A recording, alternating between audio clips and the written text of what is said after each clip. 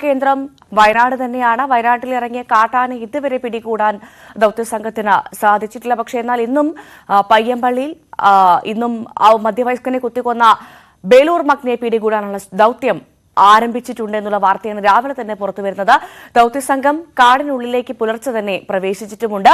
ആനയെ മയക്കുവെടി വെച്ച് പിടികൂടി പുറത്തേക്ക് എത്തിക്കാനുള്ള ശ്രമങ്ങളാണ് പുരോഗമിക്കുന്നത്.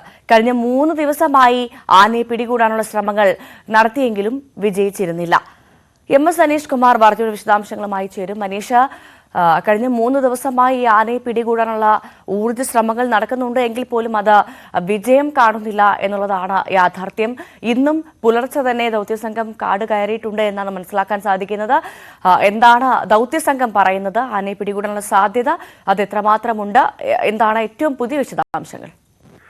ഭവ്യ, തുടർച്ചയായ 4ാം ദിവസമാണ് 200ഓളം വരുന്ന ഉദ്യോഗസ്ഥർ കാട്ടിനുള്ളിലേക്ക് തെരച്ചിലിനായി അല്ലെങ്കിൽ ദൌത്യത്തിനായി പോയിരിക്കുന്നത്. 4 പൂങ്കാനകളും ഉൾപ്പെടെയുള്ള വലിയ സന്നാഹമാണ് ഇപ്പോൾ കാട്ടിൽ ഉള്ളത്. ഇന്ന് പുലർച്ചെ തന്നെ നടപടിക്രമങ്ങൾ ആരംഭിച്ചു കഴിഞ്ഞിരിക്കുന്നു.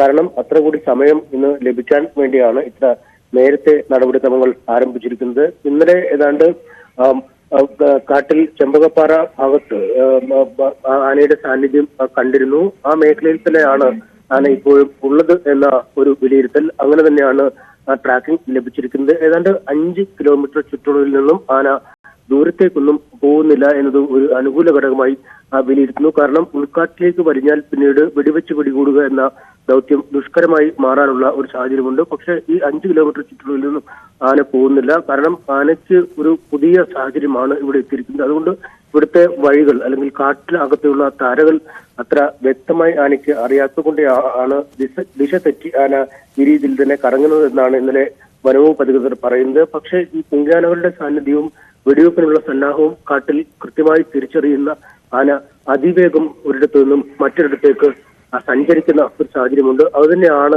ഈ ഷൂട്ടിങ്ങിന് തിരിച്ചടിയായി മാറുന്നത്. ഒപ്പം വലിയ പാറക്കെട്ടുകളും വൻ മരങ്ങളും ഒക്കെയുള്ള പൊന്തക്കാടുകളും ഒക്കെ ഉള്ള ഒരു സ്ഥലമാണ്. അടിക്കാടുകളൊക്കെ ഉള്ള സ്ഥലത്താണ് പലപ്പോഴും നിൽക്കുന്നത്. അതുകൊണ്ട് ഈ ആനയെ പെട്ടെന്ന് കണ്ട് തിരിച്ചറിയുന്നതിനോ അല്ലെങ്കിൽ ഈ കാടിനുള്ളിൽ ഒളിക്കുമ്പോൾ അതിനെ വെടിവെക്കുന്നതിനോ കഴിയാത്തൊരു സാഹചര്യമുണ്ട്. ഇന്നലെയും 2 വട്ടം വെടി ഉതിർത്തിരുന്നു. പക്ഷേ സമർത്ഥമായി ആന അതിൽ നിന്നും രക്ഷപ്പെട്ടു പോകുന്ന ഒരു സാഹചര്യം ഉണ്ടായിരുന്നു. അതുകൊണ്ട് വനംവകുപ്പ് ഇതുവരെ നടത്തിയ ഈ ആന വേട്ടകളിൽ അല്ലെങ്കിൽ ആനയെ മയക്കുവെടി വെച്ച് പിടികൂടാനുള്ള ഈ നടപടിക്രമങ്ങളിൽ ഏറ്റവും സങ്കീർണമായത് ഇത് ആണ് എന്ന് അധികൃതർ തന്നെ സമ്മതിക്കുന്നു. കാരണം 8ഓളം RRT ടീമുകളാണ് കാട്ടിനുള്ളിൽ പലയിടത്തായി തമ്പടിച്ച് ഈ ആനയെ പിടിക്കാനായി പോകുന്നത്. ആദ്യം ഒരു ട്രാക്കിംഗ് സംഘമുണ്ട്. അവർ ഈ റേഡിയോ കോളർ സിഗ്നലുകൾ ലഭിക്കാൻ വേണ്ടി അല്ലെങ്കിൽ അതിനുവേണ്ടിയുള്ള തെരച്ചിലുമായി മുന്നോട്ട് പോകും. അതിനുശേഷമാണ് ഈ ആനയുടെ സാന്നിധ്യം കണ്ടാൽ അവിടേക്ക് പിന്നീട് ഈ RRT സംഘവും മുൻകയാനകളും എത്തുന്നത്. ഇതിനുശേഷമാണ് ഈ വെടിവെക്കുന്നതിനുള്ള നടപടിക്രമങ്ങൾ ചെയ്യുന്നത്. പക്ഷേ ഈ ഇത്തരത്തിൽ ഇന്നലെ 3 വട്ടം ആനയുമായി നേരിട്ട് അടുത്ത് ഈ ദൗത്യസംഘം നേരിട്ട് ആനയെ കണ്ട് വെടിവെക്കുന്നതിനുള്ള രീതിയിലേക്ക് കാര്യങ്ങൾ പോയിരുന്നു. പക്ഷേ സമർത്ഥമായി ആന അവിടെ നിന്നും രക്ഷപ്പെടുന്ന സാഹചര്യമാണ് ഒന്നുള്ളത്. കാരണം നേരത്തെ ഹസനിലും സമാനമായ ഒരു വെടിവെപ്പ് ഈ ഷൂട്ടിംഗ് കഴിഞ്ഞിട്ടാണ് ആനയെ കാട്ടിലേക്ക് അയച്ചത്. അതുകൊണ്ട് ആന ഉൾക്കാട്ടിലേക്ക് നീങ്ങുന്നതിനാലാണോ മയക്കുവെടി വെക്കാൻ സാധിക്കാത്തത്, അല്ലെങ്കിൽ മയക്കുവെടി വെച്ചിട്ടും അത് കൊള്ളാതിരുന്നതിന് കാരണമായിട്ട് ദൗത്യസംഘം പറയുന്നത്? ഭവ്യ, ഉൾക്കാട്ടിലേക്ക് നീങ്ങുന്നില്ല. അടിക്കാട്ടിലാണ് ഇപ്പോഴും ആന ഉള്ളത്. പക്ഷെ ഉൾക്കാട്ടിലേക്ക് വലിയാതെ ഒരു 5 ചതുരശ്ര കിലോമീറ്റർ ചുറ്റളവിലാണ് ആന കറങ്ങിക്കൊണ്ടിരിക്കുന്നത്. കാരണം പുങ്കയാനയും ദൗത്യസംഘവും ഒരിടത്തേക്ക് ചെല്ലുമ്പോൾ ഇതിന്റെ സാന്നിധ്യം പെട്ടെന്ന് തന്നെ ആന മണത്തറിയുകയും അവിടെ നിന്ന് വളരെ പെട്ടെന്ന് അടുത്ത സ്ഥലത്തേക്ക് നീങ്ങുകയും ചെയ്യും. ആ ഒരു സാഹചര്യമാണുള്ളത്. ഏതാണ്ട് ഈ കോളനി, ആദിവാസി കോളനിയും ചെമ്പകപ്പാറ, ഈ 2 സ്ഥലങ്ങളുണ്ട്. ഈ 2 സ്ഥലങ്ങളിലും മാറി മാറിയാണ് ആന നിൽക്കുന്നത്. അതായത് ഇപ്പോൾ ആന നിൽക്കുന്ന സ്ഥലം ദൗത്യസംഘം പറയുന്നത് ജനവാസ മേഖലയിൽ നിന്ന് ഉള്ളോട്ടാണോ, അല്ലെങ്കിൽ ജനവാസ മേഖലയുമായി അടുത്ത് നിൽക്കുന്ന സ്ഥലത്ത് തന്നെയാണോ? ജനവാസ മേഖലയിൽ നിന്നും ഏതാണ്ട് 1.5 കിലോമീറ്റർ അകലെയാണ് ഇപ്പോൾ ആന ഉള്ളത്.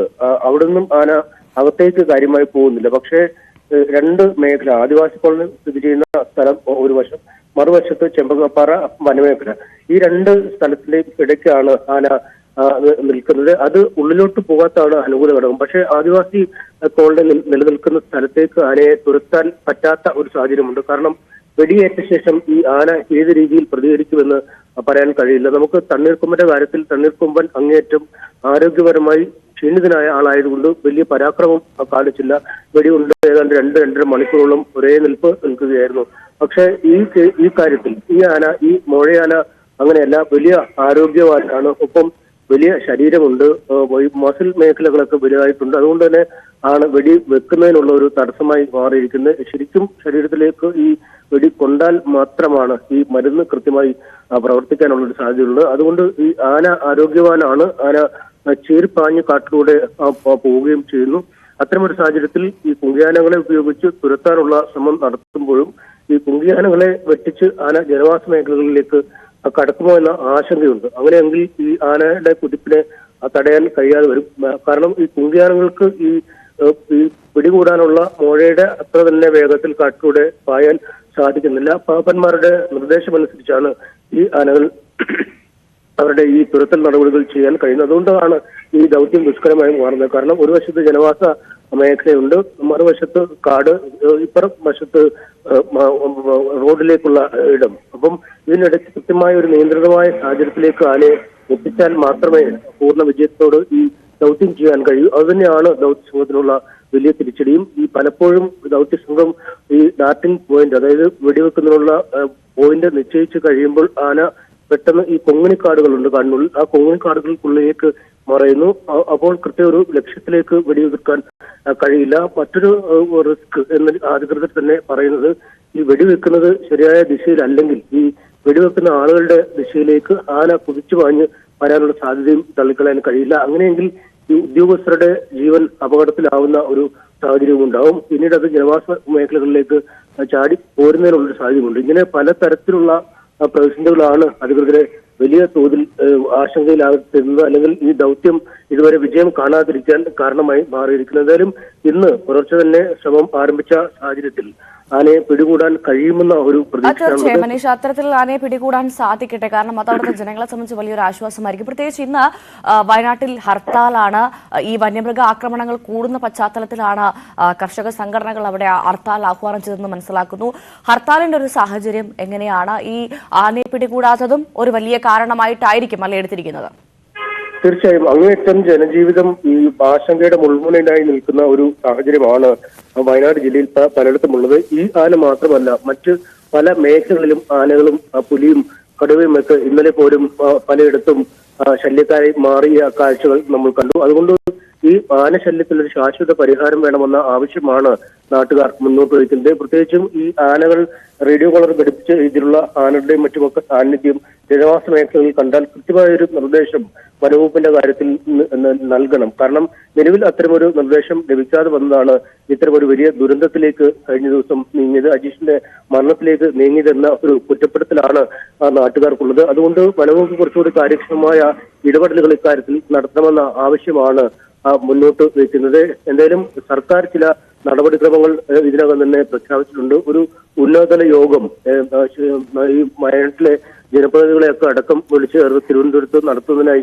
മുഖ്യമന്ത്രിയുടെ സാന്നിധ്യത്തിൽ ചേർന്ന യോഗത്തിൽ കഴിഞ്ഞ ദിവസം തീരുമാനമായിരുന്നു. ഒപ്പം ഈ ഇന്റർ സ്റ്റേറ്റ് കോർഡിനേഷൻ കമ്മിറ്റി, ഈ കേരളവും കർണാടകവും അല്ലെങ്കിൽ കേരളം തമിഴ്നാട് പോലെയുള്ള അതിർത്തി പ്രദേശങ്ങൾ വനമേഖലകൾ പങ്കിടുന്ന സംസ്ഥാനങ്ങൾ തമ്മിലുള്ള ഒരു ഇന്റർ സ്റ്റേറ്റ് കോർഡിനേഷൻ കമ്മിറ്റി രൂപവൽക്കരിക്കുന്നുണ്ട്. റേഡിയോ കോൾ സിഗ്നലുകളും മറ്റുമൊക്കെ ഈ സമയോചിതമായി കൃത്യസമയത്ത് പരസ്പരം പങ്കുവെക്കുന്നതിനുള്ള ഒരു ധാരണയിലേക്ക് എത്തും. അതിന്റെ ഒരു യോഗം അടുത്ത ദിവസം ചേരുമെന്ന് വനംവകുപ്പ് മന്ത്രി അറിയിച്ചിരുന്നു. ഇത്തരത്തിൽ പല നടപടികളുമായി സർക്കാർ മുന്നോട്ട് പോകുന്നുണ്ട്. പക്ഷേ ഇത്തരം നടപടിക്രമങ്ങൾ വേഗത്തിലാക്കണം എന്ന ആവശ്യമാണ് നാട്ടുകാർ മുന്നോട്ട് വയ്ക്കുന്നത്. കാരണം അജീഷിന്റെ മരണം നടന്നിട്ട് 4 ദിവസത്തിലേക്ക് കടക്കുമ്പോഴും ആ ദൗത്യം വിജയിപ്പിക്കുന്നതിന് ഈ കൊലയാളിയായ ആനയെ പിടികൂടുന്നതിനോ ഇതുവരെ അധികൃതർക്ക് കഴിഞ്ഞിട്ടില്ല എന്നതാണ് വലിയ വിമർശനമായി ഉന്നയിച്ചിരിക്കുന്നത്. എന്തായാലും ഈ ബലം പ്രയോഗിച്ച് വാഹനങ്ങൾ തടയില്ല അല്ലെങ്കിൽ കടകൾ അടപ്പിക്കില്ല എന്നാണ് ഈ സമരം.